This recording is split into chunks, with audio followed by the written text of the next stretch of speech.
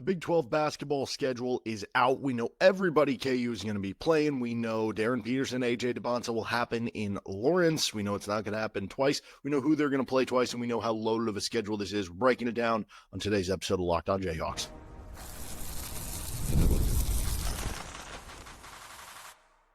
You are Locked On Jayhawks, your daily podcast on the Kansas Jayhawks. Part of the Locked On Podcast Network, your team every day. What is going on? Derek Johnson here. This is Locked On Jayhawks. You can give me a follow on Twitter at DJohnsonRadio. And thanks for making LOJ your first listen every day. We are free and available anywhere you get your podcasts, including on our YouTube page where you can like and subscribe to the show. Thank you to the everydayers catching each and every episode of the show. And on today's edition of Locked On Jayhawks, we're breaking down the Big 12 schedule and the full schedule now being out because we know the non-con schedule. We don't know when they're going to play the Big 12 teams they're playing, but we know who they're going to be playing. Takeaways from this full KU basketball slate. And then we'll get into this fifth-year option thing as there was some news with Zakai Ziegler, how it could relate to KU as they look to continue finish building out their roster. And then some of the latest news across the country, including some college basketball news and also some possible Title IX news that could have an impact on KU, on other schools across the country, and how they divvy up some of the rev share money. Let's get started with the basketball conference schedule coming out. It is 18 games, shocker, but they're going back to the 18 games. That is something that they announced a little bit ago, but something that I like just in general. So we know already the non-con schedule, and with the conference schedule, we knew the teams they were going to be playing twice. And if you're an everydayer, you already heard us talking about that. They're going to be playing Arizona, Iowa State, and Kansas State all twice, which on its own is okay, makes sense. Kansas State, in-state rival. Iowa State also nearby and has been one of the teams that Kansas usually, I don't know, I wouldn't call them a rival, but it's like it's that next tier, I guess maybe of what you would call it. But like they've typically been good in the Big 12, and so have you. And both teams have very tough home court environments to play on and everything like that. And then Arizona was the other one. It's like you get that from a brand perspective, but it felt like this would have been the year that you drop the KU Arizona two-time thing, especially like this is what doesn't make sense. This past season, you only did the Kansas Arizona thing one time, and that was when you had 20 games. Why wouldn't, if you're that interested in playing the big brands against each other, why wouldn't they have played twice this past season? Instead, we get them playing twice this upcoming season, and you avoid KU BYU happening twice. And now, instead of seeing Darryn Peterson, AJ Dybantsa, the number 1 and number 2 recruits in the country, players who, when they last went up against each other, like, or maybe it was the time before the last time, but like Peterson had like 60 points and Dybantsa had like 50. You're telling me you don't want to see that twice a year? Like, Brett Yormark, what are we doing, man? We got to get that thing twice a year. So that's a baffling, stupid scheduling choice to begin with. But that being said, at least it is cool for KU that they get that game in Allen Fieldhouse. I'd be pretty livid if I was a BYU fan to be like, man, we've got this unbelievable roster and this unbelievable recruit coming in, and we have this great matchup with Dybantsa and Peterson, and we've actually beaten Kansas both times since joining the Big 12, and we don't get to play them at home this year. Like, we're not going to do this twice. And for the Kansas perspective, that's going to be an awesome ticket to get a game to, right? If you're talking about the home games that you're most interested in getting tickets to, like you think about the Duke game and the Players Era game, like those are on neutral sites. Like the North Carolina game, that's on the road. Missouri game, that's on a neutral site, right? So the most appealing, I think, home games on the schedule for season ticket holders, for, I don't know, just somebody buying, like if you're only going to go to one game during the year, you could make the argument of the UConn game on December 2nd, but that's also a Tuesday night. And because of the fact of the future pro potential, and in fact that BYU could be a top 5, top 10 team in the country too, it's that. You have the Houston game as well. But yeah, it's Houston, BYU, and Connecticut is the 3 most marketable games for KU at home. To me, if I was only going to one game, if I could choose just one game, it would be the BYU game. And so it does suck it's not twice, but again, at least you do get to see it at home, and that'll be a cool opportunity for KU fans in Allen Fieldhouse to go on out to that game. Now, other home games they're going to have, they'll be playing Baylor at home.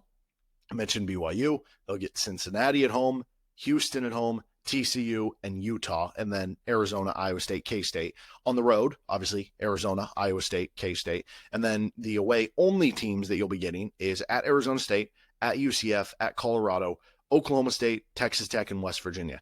That's actually a pretty good draw for KU if you think about it, right? In theory, how I view it is like I would want all of the – for the teams you're only playing at home and the teams you're only playing on the road, I would want the best teams at home and the worst teams on the road to increase your chances of winning on the road, whereas you have that Allen Fieldhouse magic to help guide you through some of those tough games at home. Okay, well, if we look at it, like Arizona State, UCF, Colorado, Oklahoma State, and West Virginia, like those were a lot of the bottom teams, bottom half teams in the Big 12 last season. Okay, you traditionally just hasn't done well in Morgantown, so maybe we exclude that one. But if you're talking Arizona State, UCF, Colorado, Oklahoma State of your away only teams, I'd much rather be doing that on the road than at home, where, yeah, the Tech one will be tough too, but like instead at home, you do get BYU and Houston and Baylor. Like I'd much rather have that switch of things. So I do think that is a little bit presentable and a positive for KU. Now, if we use Bart Torvik and their website, and obviously rosters are still not complete, there's going to be other teams adding players to the fold. Kansas should be adding players to the fold, though every waking day we get closer to the start of the season and there's not a player added. I think we all collectively start to get a little bit more worried what's going on there. But in theory, some of these rankings could change up based on some more roster moves of international players and a couple kids still left in the portal of what's to come. Though I doubt anything substantially. Like I don't think anybody's going to jump 10, 15 spots because I don't know that there's a player out there that's going to have that sort of impact. But if we use Bart Torvik as a reference and include the non-con schedule, now that we know all the conference opponents, now that we know the non-con schedule all put together, it's not like unusual that KU would play a bunch of quad one games, but I think it's interesting when we put a number to it. So a reminder, quad one games, which they use on the NCAA tournament, like team sheets and the resume and figuring out where your team should be seated and everything like that. It's at home against teams ranked 1 through 30 in the net rankings. It's on neutral sites against teams ranked 1 through 50, and it's 1 through 75 away. I do think it's interesting. I don't know if, like, Kansas has always done a good job being smart, working with the schedule and kind of, I don't want to say gaming it, but like when it was the RPI, they did a really good job of boosting up that RPI. And I do think it is intentional a little bit to be like, okay, let's play some of these games on neutral site in a certain way. Like if you think about it, they could, I don't know how many games they're playing in the players era. Is it 3 games? Is it 4 games? But let's say it's 3 games. And then you have the Duke game and the Missouri game, 5 games on neutral site, plus whatever you play in the Big 12 tournament this year. It's easier to get a quad 1 game out of a neutral site game because it's 1 through 50 than it is a home game where it's 1 through 30. So I don't know if that's intentional or not, but I did find that interesting. And then the road games, it's 1 through 75 if you play them on the road. So if you look at just the Bart Torvik rankings, which are not the net ratings, but it's the best we have right now because the net ratings aren't out and everything, that would mean they're playing Torvik's number 1, number 6, number 11, number 14, and number 21 teams at home. These are so they'd have 5 quad 1 opportunities at home. On neutral sites, they're playing the number 3, number 28 teams. And again, that doesn't count the Players Era tournament because we don't know who they're going to be playing. It doesn't count the Big 12 tournament. But let's say, I don't know, I guess there could be a lot of opportunities, how many games that is. But at the very least, you're playing Duke and Missouri on neutral sites, and those would both, right now, on paper, be quad 1 games. So now you're up to 7 quad 1 games that you're playing on the schedule. Then if we look on the road, you're playing Torvik's number 14, number 15, number 21, number 27, 38, 47, 55, and 57 teams. So that adds 8 more games, which brings you up to, on your base schedule, 15 quad 1 opportunities. Again, though, if we assume the Players Era tournament gives you, because again, I don't know if it's 3 or 4 games, all of them might be quad 1 games. I don't know, but let's just assume 2 to 3 quad 1 games out of the Players Era tournament. Let's assume the Big 12 tournament gives you somewhere between 1 to 4 quad 1 games, depending what seed you are, how many games you play, how many games you win, right? It could be 1 game. It could be up to possibly even 4. That means you could easily add somewhere between 3 to 7 more quad 1 opportunities, meaning KU realistically is slated, again, this stuff messes around, to play somewhere between 18 to 22 quad 1 games this season. And most of the times when you look at the quad 1 records of teams who get 1 seeds, they're around 10, 11, 12 quad 1 wins. I think Auburn set the record this year. I forget what they ended up with, but it was in the teens. It was in the mid-teens of what they put together. And again, not every team that, Missouri, who's 28th on Torvik coming in, there could be a chance that they drop further. A team that, there could be certain teams that you have in there that are projected quad one games that end up in quad two or something like that. But there could also be teams that are projected in quad two, like Cincinnati on Torvik's 31, Baylor's 34, that actually end up as quad one games if they get in the top 30 of home games. Or like UCF is 77th on Torvik. If they got up 2 spots higher, that'd be a quad one game on the road for KU. So tough schedule for Kansas, but one littered with, I think, good road opportunities in the Big 12 and a lot of opportunities overall that even if Kansas loses 8 or 9 or 10 games, because of all those quad one games that they're going to have, they're going to be a very highly seeded team if that ends up being the case. All right, let's continue on. Does Kansas need the 5th-year option to pass? And if so, not great news coming out of the courts with how one player was handled in college basketball. Thanks for joining us on this episode of the show, and we're brought to you by Monarch Money. Ever check your bank account and wonder, where'd all my money go? Between dining out, online shopping, and entertainment, it's easy to lose track. That's where Monarch Money comes in. Your personal CFO giving you full visibility and control over your finances. Monarch Money isn't just a budgeting app. It's a complete financial command center. You can track all your accounts, investments, and spending in one place. You stop just managing your money and you start building wealth. They have all-in-one convenience where instead of juggling multiple apps, you can use Monarch to check finances, track spending, and even plan long-term goals. Take control of your finances with Monarch Money. Use code LOCKEDONCOLLEGE at monarchmoney.com for 50% off your first year. That's monarchmoney.com, code LOCKEDONCOLLEGE for half off your first year with Monarch Money. Don't forget, you make Locked On College Football or Locked On College Basketball your second listen every day. And thank you to every day for catching each and every episode here of Locked On Jayhawks. Okay, so Kansas still has 3 scholarship spots to fill on the roster, and there's not a lot of game change. I don't know. There might not be any game changers that are left, right? There are players that can maybe make you gradually better, or players that maybe if they surprise and improve a ton, they can make you gradually better. But those are far and few between, and you are kind of even running out of those options. One, I don't want to say a solution because it's not like a thing right now, but one opportunity that at this point, maybe Kansas would be pumped if it, and in fact, I think Kansas would be pumped if it ended up passing, just from a standpoint of building this specific roster, would be, there's been rumors dating back really a year that would the NCAA consider making a 5-year clock for players? And it still hasn't happened yet. It still is not something that's been passed. There's also been rumors that if it does pass at this stage of the game, players wouldn't be grandfathered into it. It would start, when it got implemented. So then the players, say who graduated last year, who could still have a year left, they wouldn't be able to use it. Then again, if they did pass it and that happened, could somebody sue and win? Not a great sign for that happening with Zakai Ziegler, though. He was denied preliminary injunction in pursuit of eligibility in an NCAA lawsuit. The quote from the district court judge, Catherine Kritzer, says, plaintiff has failed to present sufficient evidence that the 4 seasons rule produces substantial anti-competitive effects in the market for student-athlete services and NIL compensation in Division I basketball. What the NCAA should do as policy matter to benefit student-athletes is beyond the reach of the Sherman Act and TTPA, no idea what that is, and by extension, the court. Now, his side of things ended up saying, this is not over. They basically said, we're disappointed the court declined to grant a preliminary injunction on the basis that the NCAA does not directly control NIL compensation, just days after the House settlement confirmed they would do exactly that. This ruling is just the first chapter of what we believe will ultimately be a successful challenge. We intend to press forward and are evaluating the best path ahead for Zakai. So it sounds like they're going to challenge it in some way or legality, but that's probably not a great start for the case and where it would go. And yeah, I mean, right now, if this could end up being something that, were to get passed through and you could bring on players for the previous, 5th season, so to speak, there would only be a couple players that would be eligible for it for KU. I think Shaquille Moore would be somebody who would have the opportunity to do that. Zeke Mayo would be somebody with the opportunity, then KJ Adams, but we know KJ is going to be joining the staff and he would be out for the year anyway with injury. So basically it would just be Zeke Mayo or Shaquille Moore, because Hunter played 5 years, DeJuan played 6. So I don't think I'm missing anybody at that point in time. And if you could add at this point in time, like let's say hypothetically Zeke Mayo did just have another year and he was still available in the portal, he would be the best commodity available at the portal at this point in time.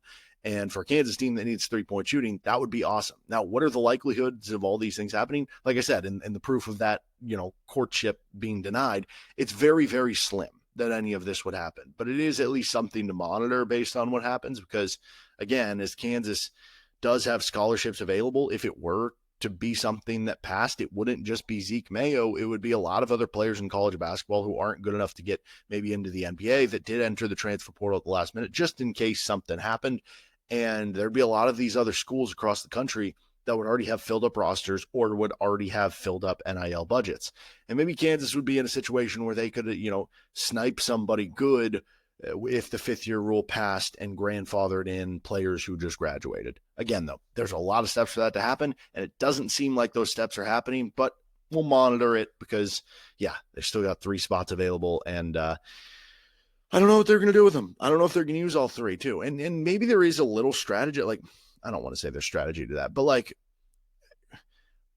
if Kansas is struggling so much to fill the 3 roster spots, do you just go all in on trying to fill one of the 3 or 2 of the 3 spots and leave one open to just say, hey, it's been a pain in the butt for us to fill even these final 1 or 2. We'll just leave one open.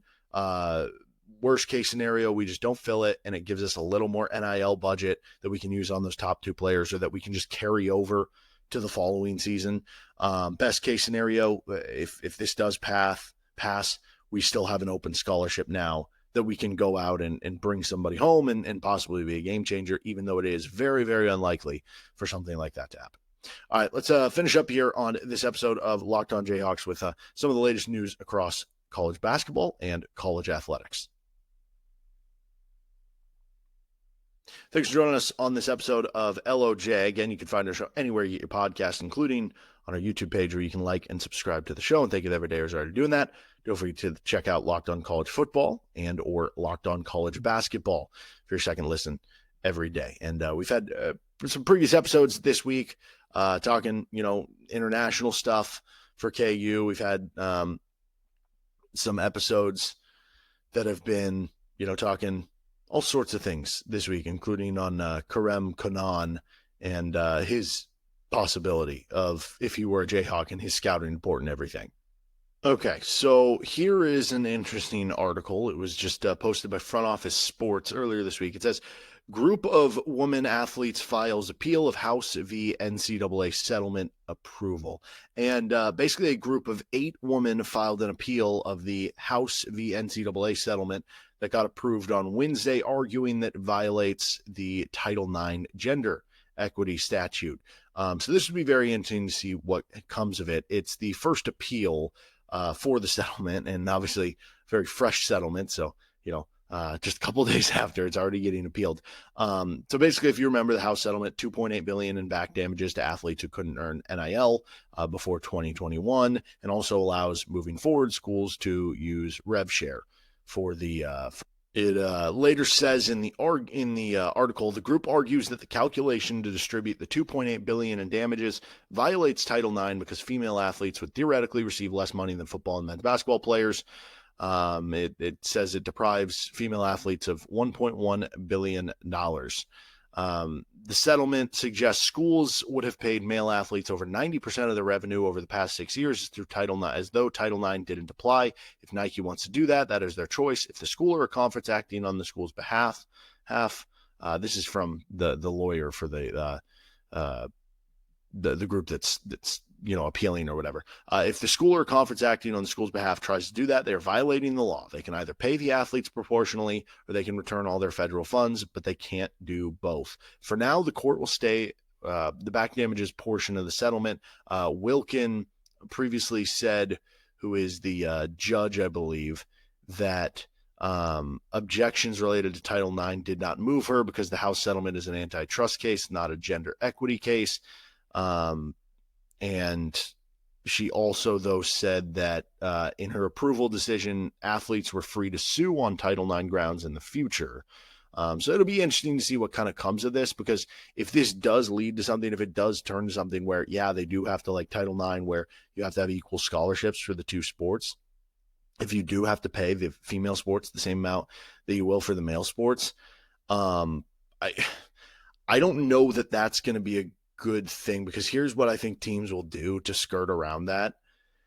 They'll just say, okay, well, then we're just going to use $2 million or whatever it is. You know what I mean? Like they'll find loopholes. They'll say, we're just going to use $2 million of the rev share, because there's not a requirement that you use all $20 million per year. And they'll just be like, okay, well, we're going to use $2 million of the rev share. We'll give $1 million to the women's sports and $1 million to football. And then they'll just say, well, we'll just go back to the way it was, where we're using NIL to fund everything. Now, I guess you could say that doesn't work if the clearinghouse objective of preventing certain too big NIL deals does work, but I remain skeptical of that working, because, again, I think what's going to happen is the first time that they're like, hey, you shouldn't be making that much. You got overpaid. That athlete and that business or whatever is just going to sue, and they're going to lose in court. That's my assumption, but, I could be wrong there.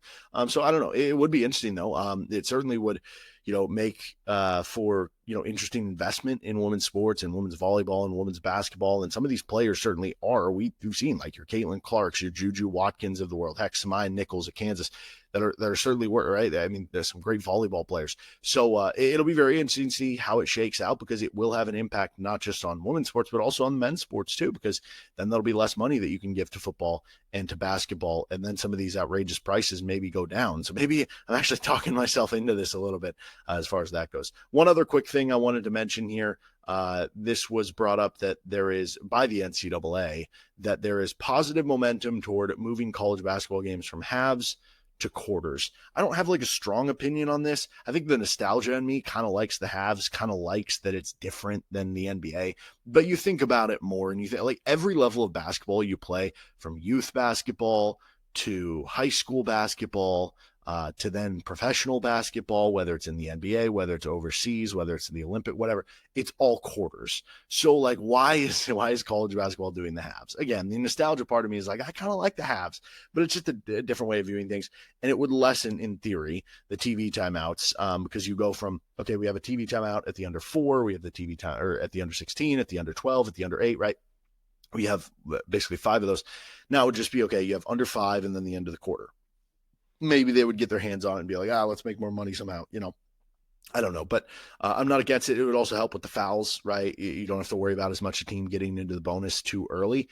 One of the negatives, though, is one of the cool things about the NCAA tournament and just late game situations in college basketball is the 1-and-1 free throw, right? There are only a limited number of them, but the missed front end of the 1-and-1 leads to a lot of crazy endings in college basketball. And that would basically be eliminated, because then it would just be if you get 5 fouls in a quarter, then it's the double bonus from there on. And I will say, so women's college basketball has been this way. And as somebody who has called some women's college basketball at the NAIA level, there are certain games, I will say, that you would think it's going to have the opposite objective, where it's like, okay, well, it's going to speed up the game. It ends up you get every quarter into the double bonus on certain games where maybe the officials are calling it very tightly. And then those games end up being even more of a slog, because you get to that free throw shooting even earlier. So I don't know that that's like the ultimate solution. I think there's some positives, some negatives. Honestly, I'd be fine just staying with halves, but I see the idea of going to quarters. So it seems like that's what they're going to do. So I guess we'll get prepared for it. It'll definitely be a different way of like evaluating games, of analyzing games, because we'll be like, instead of, what a second half by KU, I guess second half would still exist. So would a first half, but it'll more so just be like, wow, what a fourth quarter, what a second quarter by KU. And that'll be a little bit different to get used to, but we certainly will, as we all adjust to our changes whenever they come. All right, that'll do it for this episode of Locked On Jayhawks. You can find our show anywhere you get your podcast, including on our YouTube page. We'll be back at you for any breaking news, more KU basketball content, and the likes right here with Locked On Jayhawks.